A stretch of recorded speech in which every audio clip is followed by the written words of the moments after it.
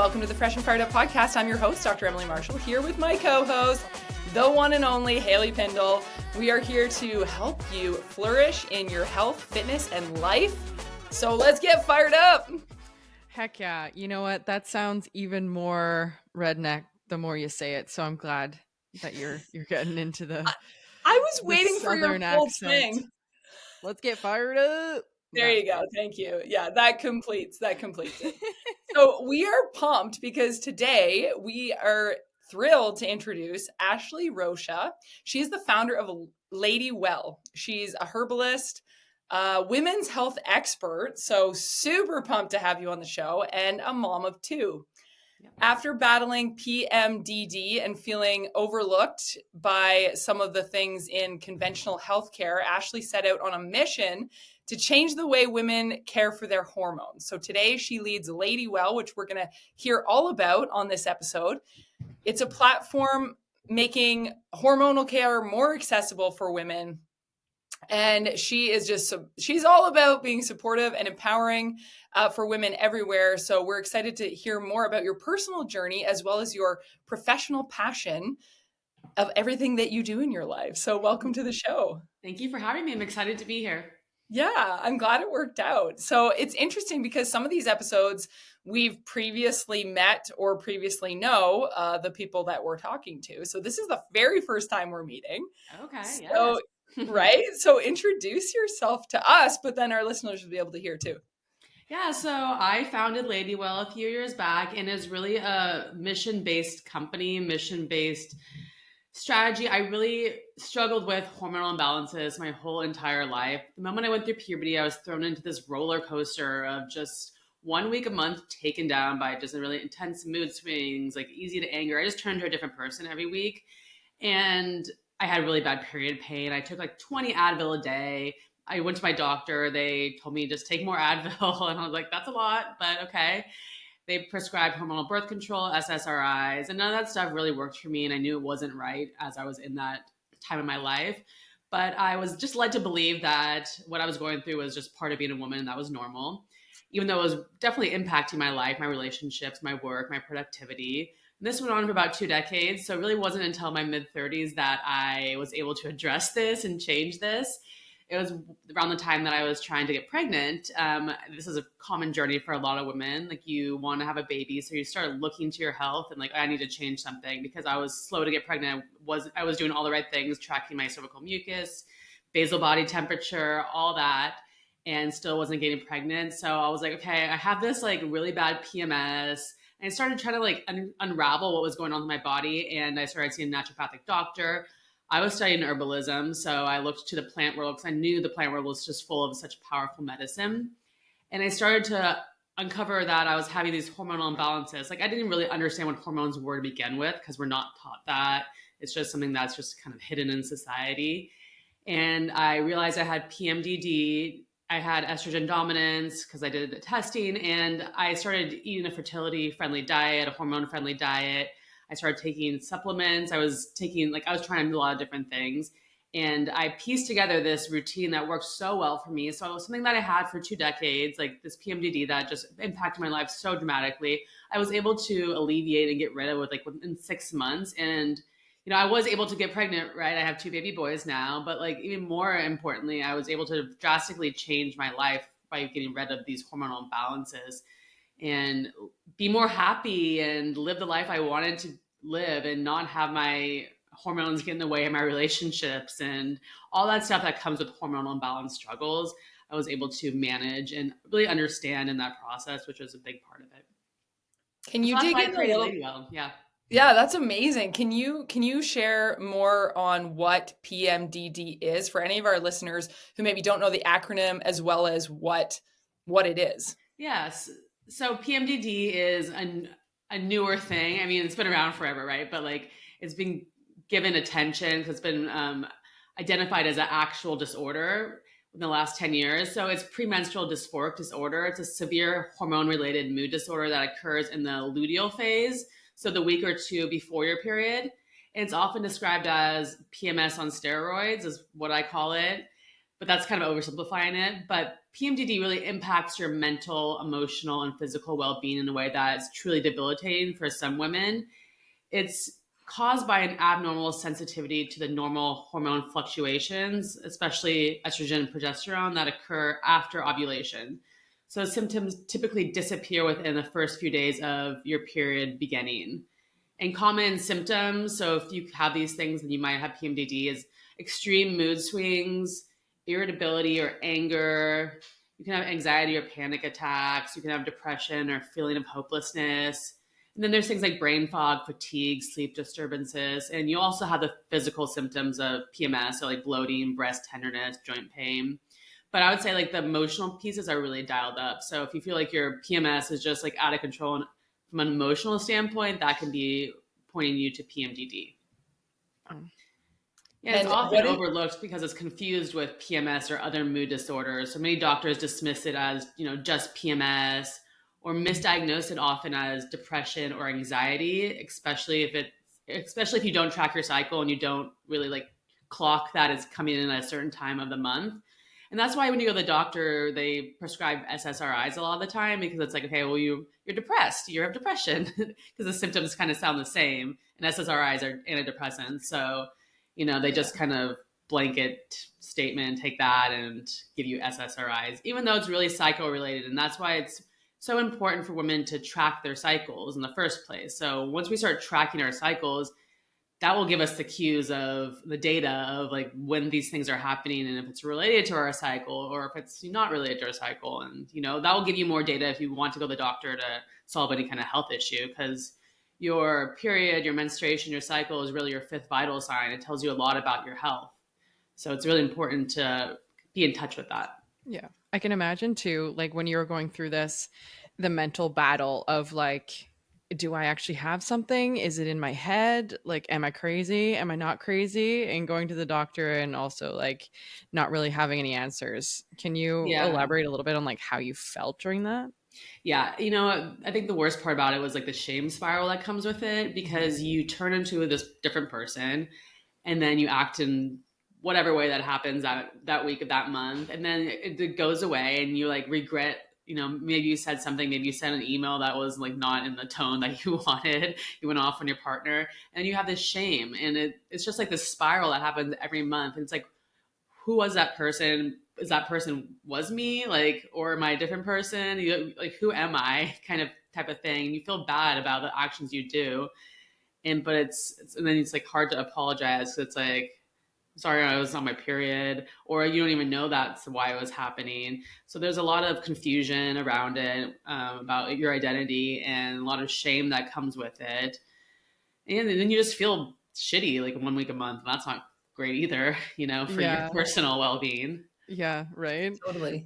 So for Ladywell, is it mostly directed to PMDD, or do you have any other like?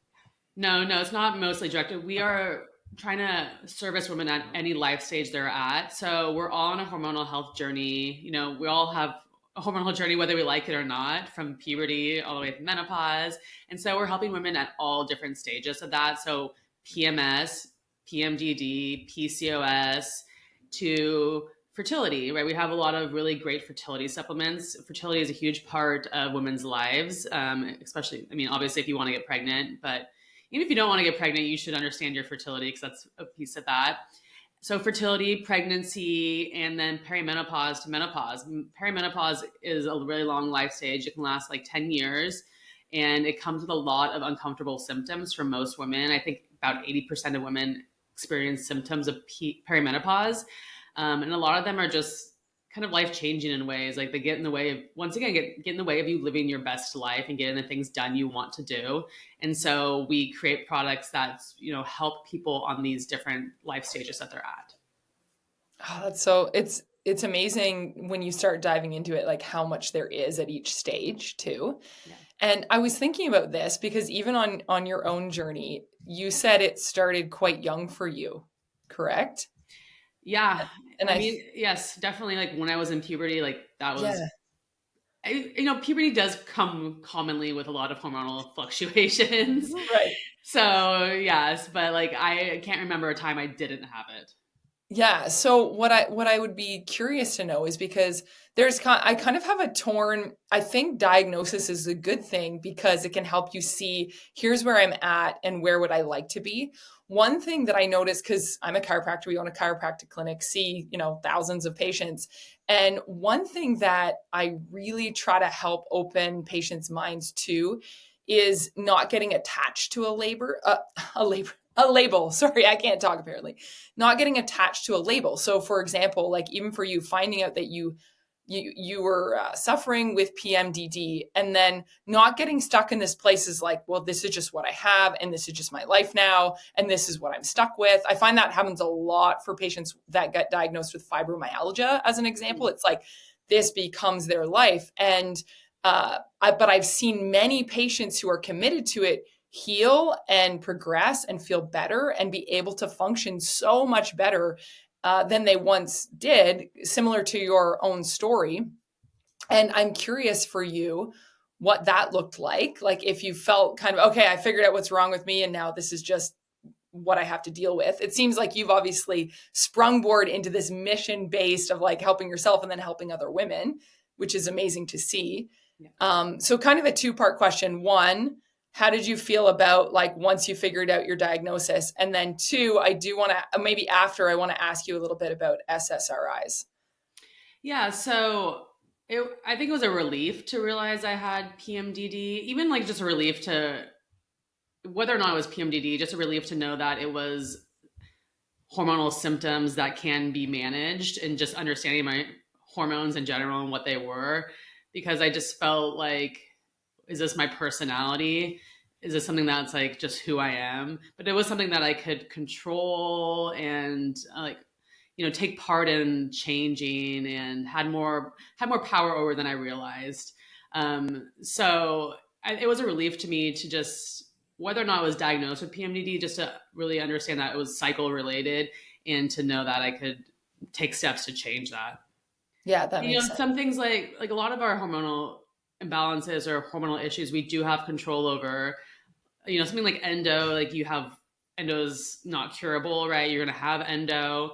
But like things like PCOS, we can take steps to like really alleviate that. And fertility, like, fertility is kind of like really a dark hole in a way for a lot of women. It's like, okay, what can I do? Like, what can I do to change it? But you have a lot of control over like how you eat, your stress levels, like your sleep, the supplements you take. So we do have a lot of control over these things. And I like, especially when people try to get pregnant and they like, can't get pregnant, it's like you can do a lot of steps to help improve your fertility naturally. And I think once you know that stuff and you have that information, it's really empowering and extremely helpful, because it does matter. We can manage our PMS symptoms. It's like I didn't know that information. I thought just PMS was just part of my life experience that I was going to have, and that, I think that was the hardest part. It's like I didn't know I could do anything about it. We're not told that we can do anything about it. There wasn't a lot of education around that. And when I was growing up, there was no TikTok. So there was no like cycle syncing videos on TikTok telling you about like what to eat for your luteal phase. And there weren't brands like mine out there that were helping women with their cycles in general. Like it was taboo to talk about your cycle more. Like periods are gross, like PMS is a joke. So that, that stuff is still around, definitely. Like, Yeah. but the stigma is moving away we're moving away from that in society. Yeah. I feel that too. I feel like there's a lot more people talking about it, which is really great to see. So now we're not just like in the dark about it, or even like the shame. I know that Emily and I have talked about that on our PMS episodes, the shame that we hold around our PMS, and even for you, like going through PMDD, the shame around like your mental state that you were going through and maybe how it affected other people too. So I'm really glad to see that, like yourself, just exposing some more tactical things that women can do to help these symptoms. Yeah, totally. So when you said you had a chunk of time where you were on SSRIs, correct? I dabbled in them. Okay. Like very Well, short Dabbled. lived. the reason that I'm asking, and I mean, you don't have to share this if you don't want. The reason that I'm asking is because I see this, I see this recommended, or there can be a temptation to be like, okay, this is just the answer, just go on these. But I also have many friends who have gone on them at the recommendation of a healthcare provider, and and then realize that they want to stop them. Yeah. And that is the part that can pose many challenges, like for their gut health, for their mental health, for so many things. So there's a part of me is like, I'm kind of an advocate for like, whoa, slow down. Have you investigated your other options? So how did that go for you?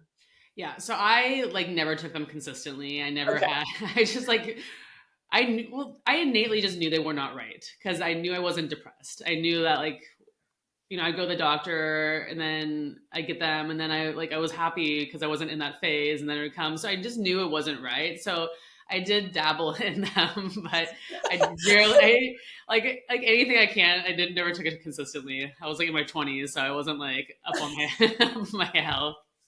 You were like, okay, no, that's fair enough. Thank you for sharing that. And And same thing then, with the birth control pill. Like I was not consistent with that, so I ended up doing like the patch and the ring and the shot. Like I did every single type of birth control, regrettably, but regrettably, yeah. Always is.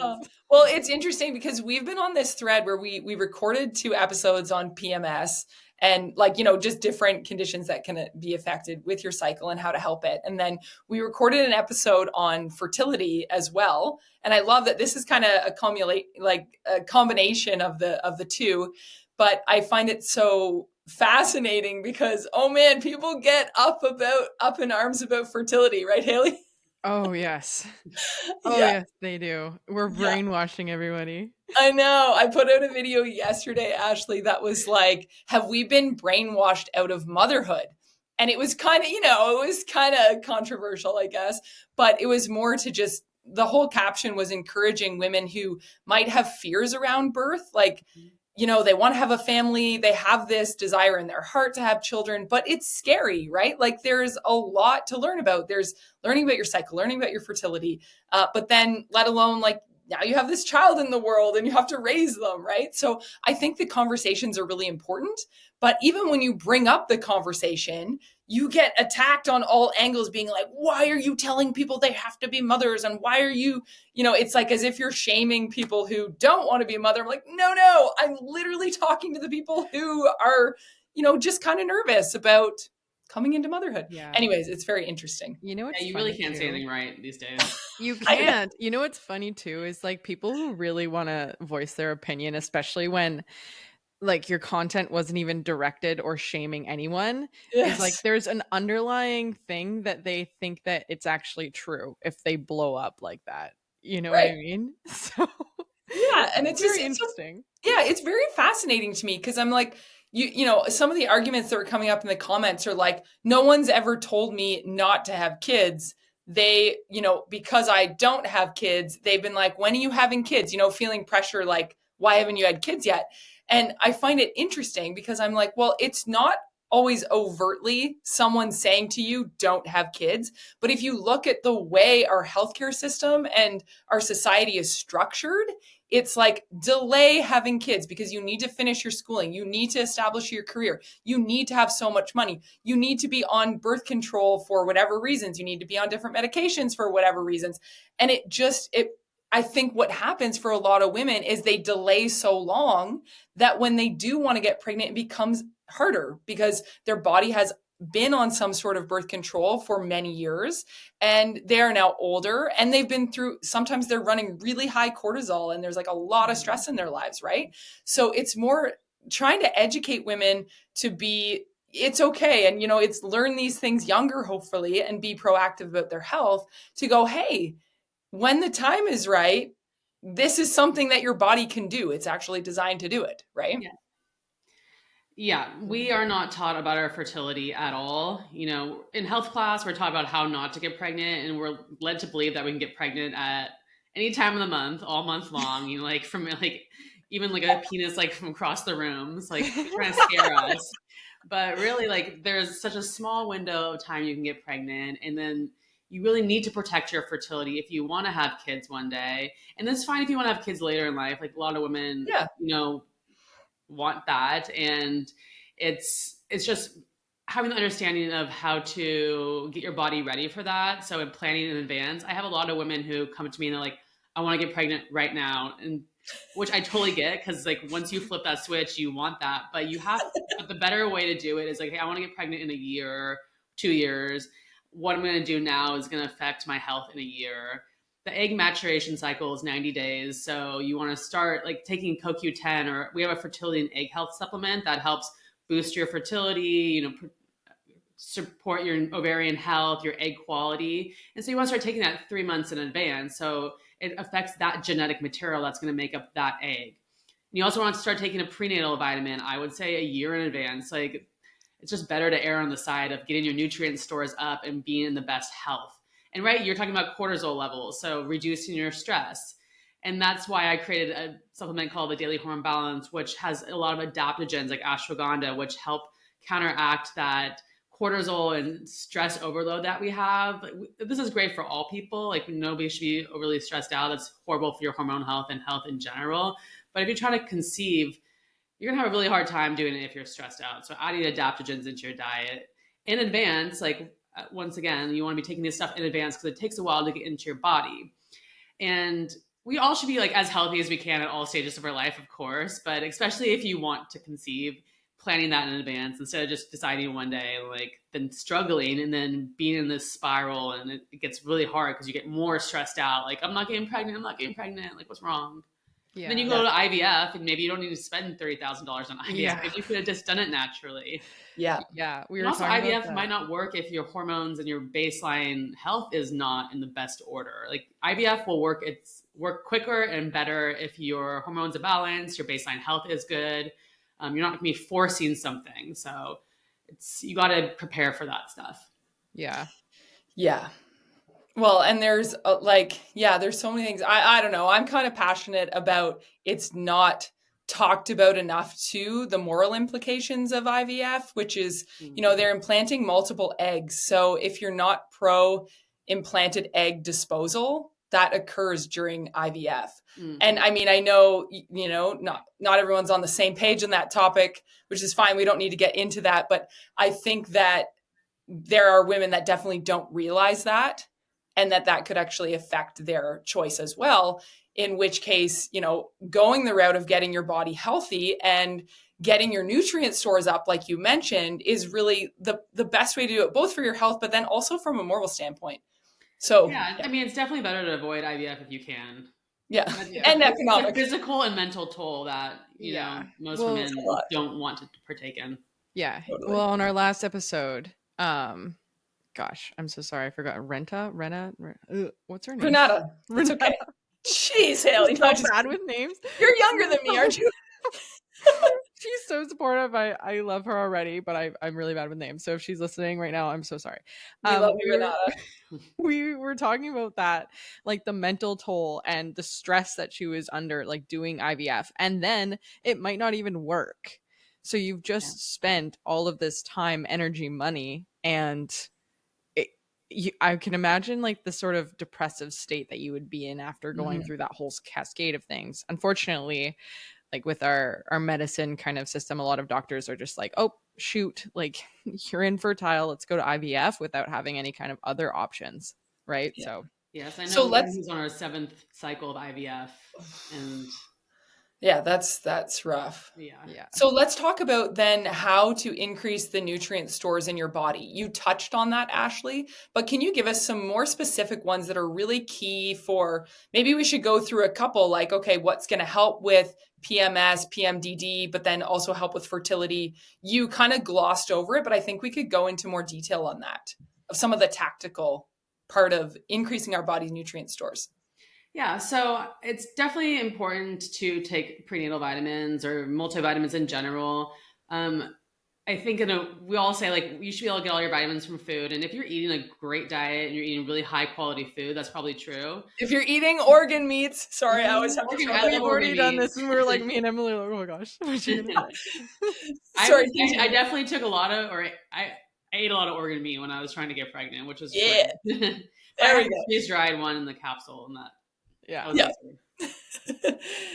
So yeah, definitely eat organ meats. Definitely eat like a protein heavy diet.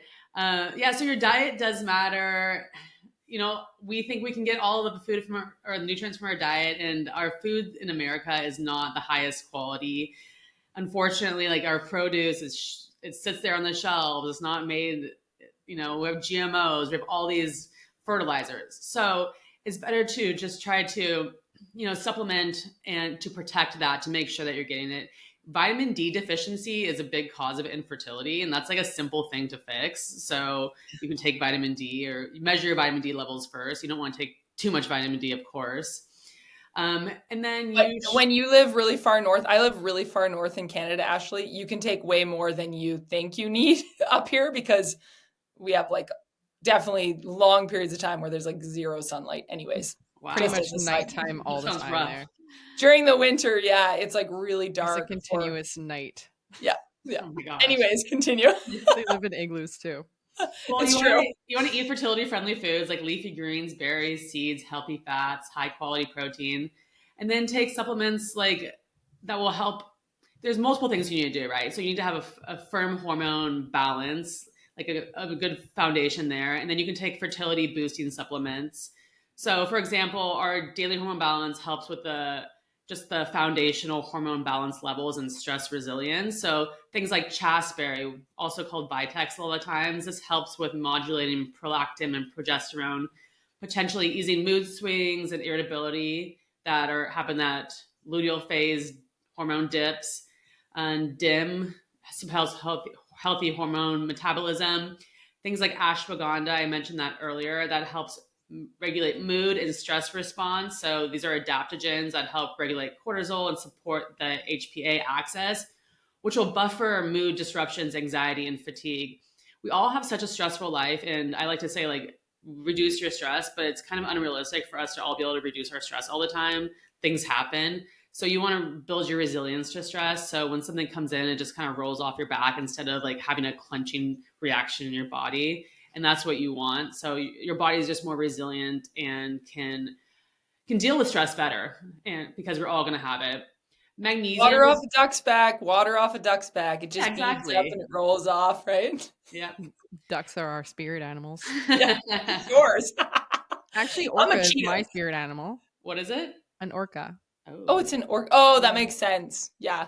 Mine flips around. Does that mean I have multiple personalities? A chameleon? Sometimes I'm a golden retriever. I'm like, I just want to hang out with you. Okay, sorry. We're off topic now. Back to it. Okay. Back to it. Continue. Okay. Yeah, magnesium.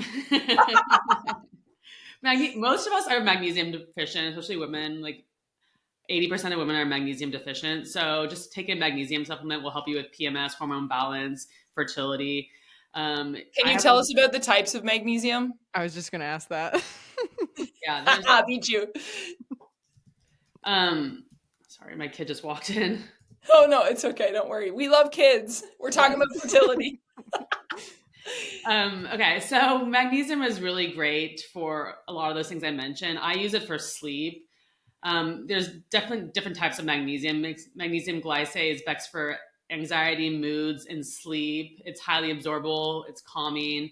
Magnesium citrate is good for constipation, bloating, and sluggish digestion. So you don't want to get those confused. Yeah. You want to be taking the right one at the right time. So mostly like my magnesium glycate for the anxiety and moods is what you're going to want to take. But there's a lot of different magnesiums out there. You want to make sure that you're taking the right one for the right situation.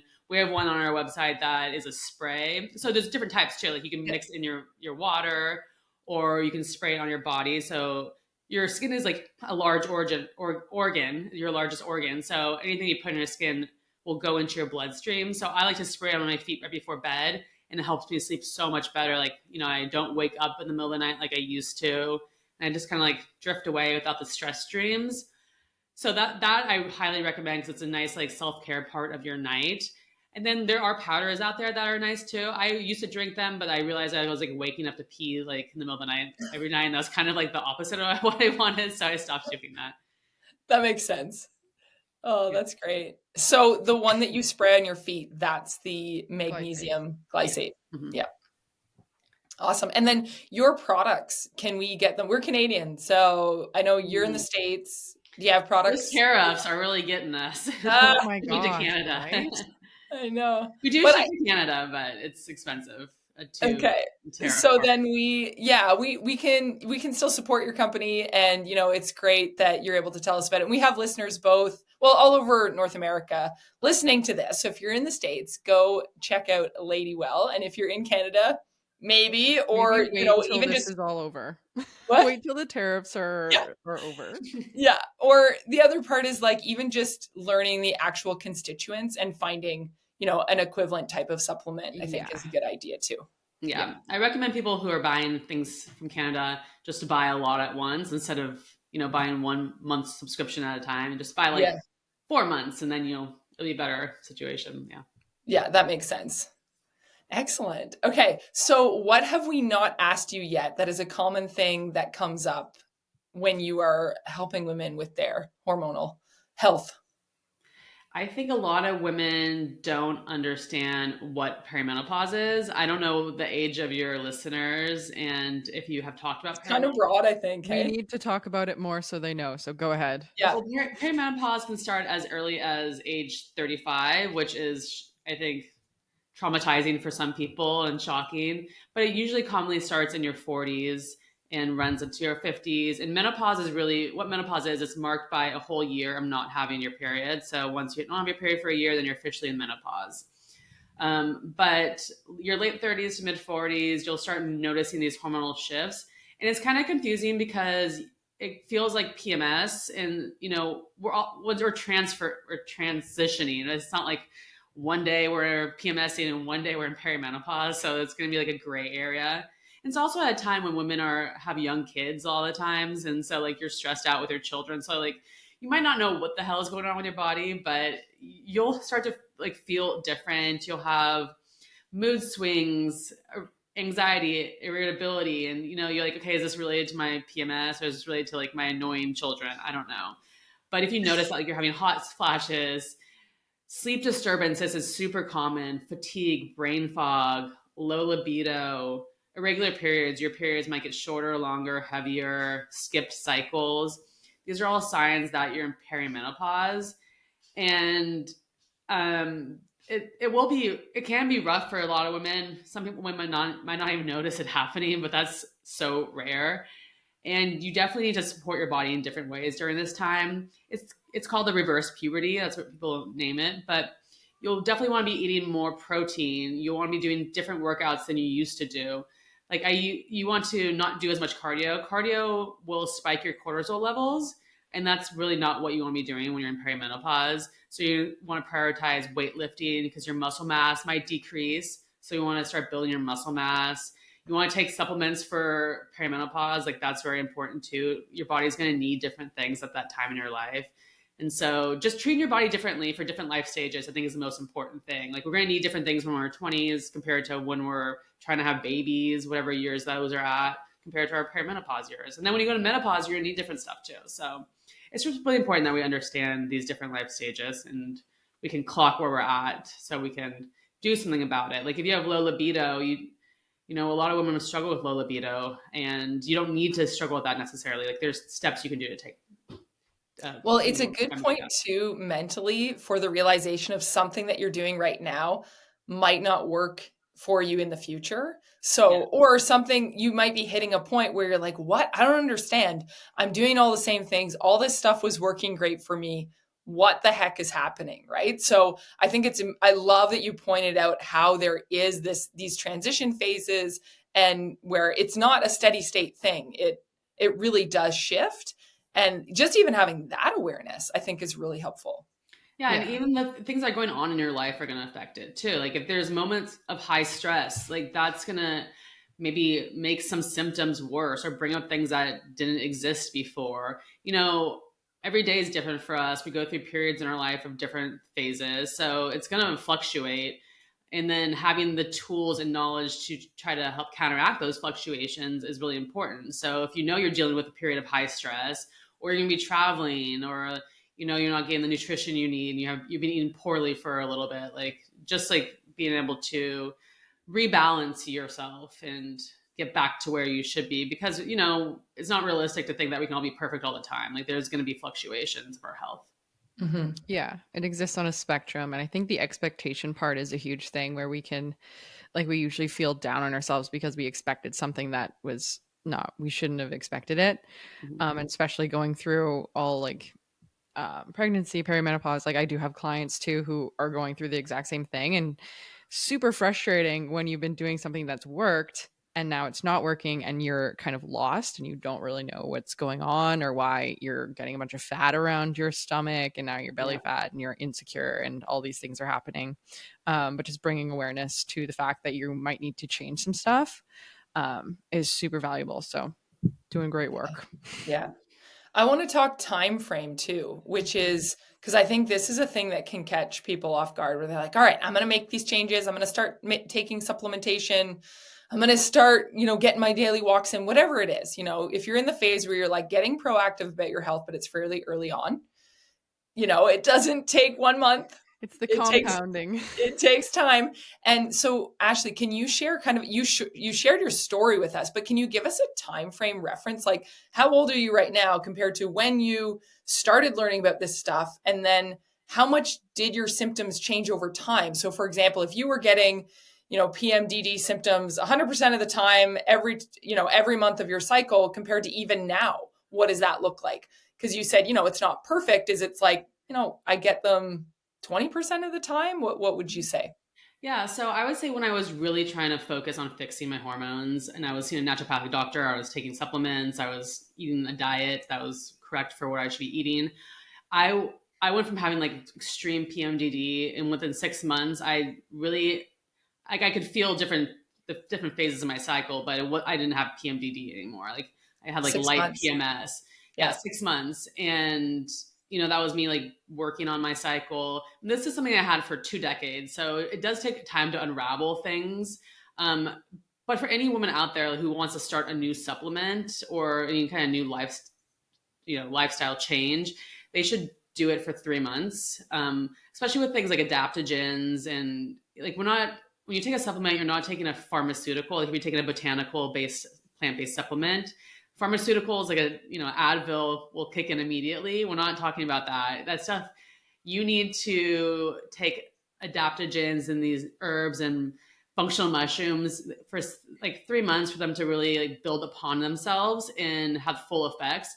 And they will start to work immediately. Like some things will alleviate quicker than others. Like say you have bloating, bloating can alleviate quicker than like extreme mood swings. Like if you have like really bad, really extreme something, like things just take time and you always want to invest that amount of time in to see what works for you. And also like, you do want to start like exercising, good diet and supplements all at once, but you don't want to start like a million supplements all at once because you never know what's working. So it's kind of important to just be aware of what's going on and kind of tracking that. Yeah. And symptom tracking is important too. If you're trying to alleviate something in your life, tracking, there are like symptom tracking apps on your phone that you can just kind of easily like say what's going on, and then you can start to see the data and the progression, and that's really helpful. Yeah, I Yeah. And saw. so, oh, Sorry. sorry. You go ahead, Haley. Yeah, okay. It always happens. I know. I saw a quote and like these stages of transformation is first awareness. And I think a lot of people get stuck at that point where they have a lot of symptoms, but they're all like kind of a blind spot. And so they just become complacent. Like, I don't know why this is happening to me, but it's just happening. So getting aware of it is super duper important so you know how to tackle it. Right. And then the implementation, right? So that would be supplements, it would be diet, it would be exercise, whatever that may be. And then like having the discipline to continue and then it builds up, right? So the stages of that transformation and recognizing that it's not just like one little quick fix and you're good to go. Like it's a process that you Mm-hmm. continuously learn and everyone is so different. So yeah, wanted to put that in there. Oh, that's great. And And it's then okay did if you you, mess it up, you can just start it again, Yeah. it's not perfect. Yeah. oh, that's great. No, that's a good point too. The I'm too late mentality is like, I feel like there's a lot of women who go through that. It's like, oh, I've been struggling with issues for so long, or, you've been habitually a certain way for so long. And it almost Yeah. feels like it's too late. It's not, it's never too late. It's never too late. So that's more just an encouragement. But for you, Ashley, was it kind of in your 20s that you started the journey with your naturopath? No, it wasn't until like 34. Oh, okay. In your 30s. Yeah. Okay. Yeah. And there were so many red flags I just kind of ignored. Like I had the worst heartburn for my whole 20s. I was taking so many antacids. And like to your point, when you're talking about the SSRIs and your gut health, like your gut health is so important to your hormone balance. And I was estrogen dominant. So like my estrogen wasn't being, like I wasn't pooping out my estrogen like every day or whatever, like you should be. It was just being recirculated in my stomach and being recirculated back into my body, causing estrogen dominance. So like things like your gut health matter so much. But then if we go to the doctor and they prescribe with SSRIs or pharmaceuticals, like that's bad for your gut health. So it's kind of doing the opposite a lot of the times. So yeah, there's a lot of, it's complex, the situation. It's complex. Yeah. Everything comes with a price too. Yes. Yeah. That's why it's better to try to be natural about it and just like not and I think people forget too, like your body wants to be at this homeostasis, like it doesn't want to be dysregulated if you give it the right things, right? So yeah, that's huge. Well, thank you so much, Ashley. This has been a delight being able to get to know you, as well as like the wonderful work that you're doing. So thank you for sharing your story. Is there anything else you wanted to end off on? Yeah, I made a discount code for your audience for awesome. Canadians and Americans alike if you want to buy in Canada. But the discount code is Dr. Emily 20. You can find, that's for 20% off all supplements. And you can find us at getladywell.com. Our social is at getladywell. And we like to do education. And, obviously education is foundational to understanding about your hormones. So we like to post a lot of educational videos. So follow us there for tips. That's amazing. That's the sweetest thing ever. Yeah, thank you so much. So I will also put that code in the episode description so you can access it there. And thank you so much again. Guys, share this episode with a friend. It's a good one. Make sure you rate, review, click that subscribe button. If you haven't already, come on, click the subscribe button. And in the meantime, be free, feel fresh, and live on fire. Awesome. Fantabulous.